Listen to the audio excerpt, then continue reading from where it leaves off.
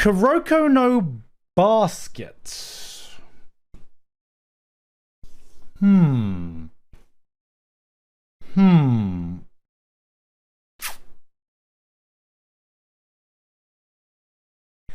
Kuroko no Basket is above mid. It's above mid. To me, it's below mid. Nah. It's not below mid. It's not below mid. To me, I really enjoyed Kuroko no Basket. Would I rewatch it? Probably not. But it is so much fun for a sports anime. Is it as good as Haikyuu? Hell no. It is definitely not as good as Haikyuu at all. But is it mid? No, it's not mid. It's not mid. To me, like I feel it was great and it still is good, but I feel like Kuroko no Basket peaked a bit too early. I think it peaked with the first Aomine match. Like I can't remember what the name of the school was, but why the same tier? Because unfortunately we only have 1, 2, 3, 4, 5. We only have 5 tiers to work with. Because we only have 5 tiers to work with, unfortunately. Toho? Yeah, like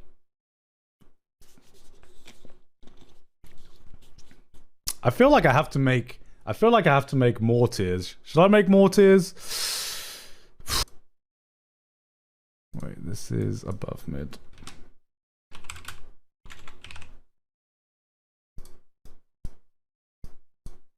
There we go. Okay, there.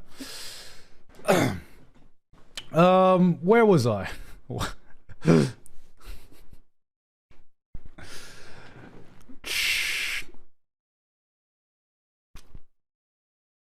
You have no soul for putting Yu-Gi-Oh that low. You're right. I do have no soul. Okay, so where was I?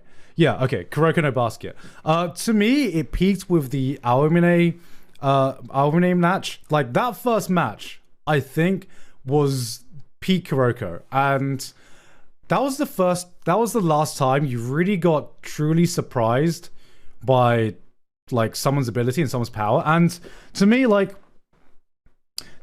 I feel like that was also the last match that had like the last semblance of believability in the basketball like ability skills. Like Aomine was ridiculously OP, but he was OP to the point where you like maybe thought that this could exist in real life, right? You maybe thought that this could exist in real life. But like after that, that's when it started to become, that's when the power scaling truly hit, and Kuroko started to become literal superpowers. It started to become literal fucking superpowers.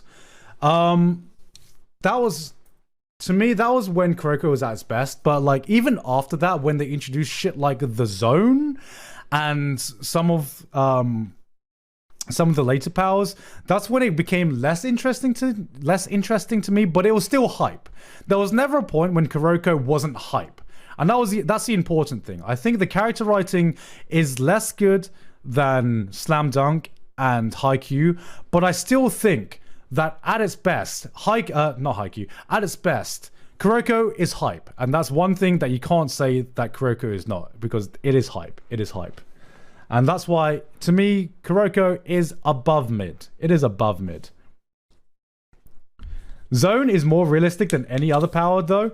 I feel like Zone, in a sense, is realistic, but the way it's portrayed in the later half, okay? Like, here's the thing. The concept of a basketball player entering the zone and entering like a flow state where everything just works, that's believable.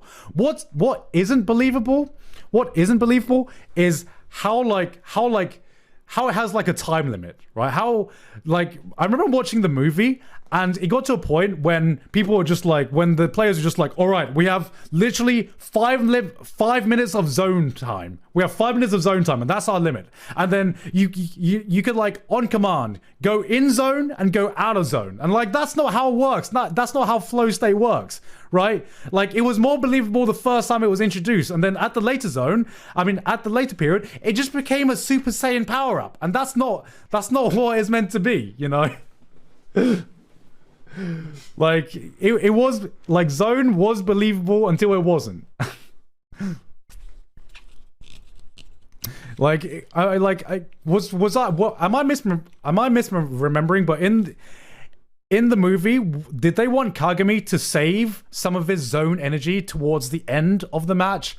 Like was that a plot point? I can't remember if that was a plot point, but that seems.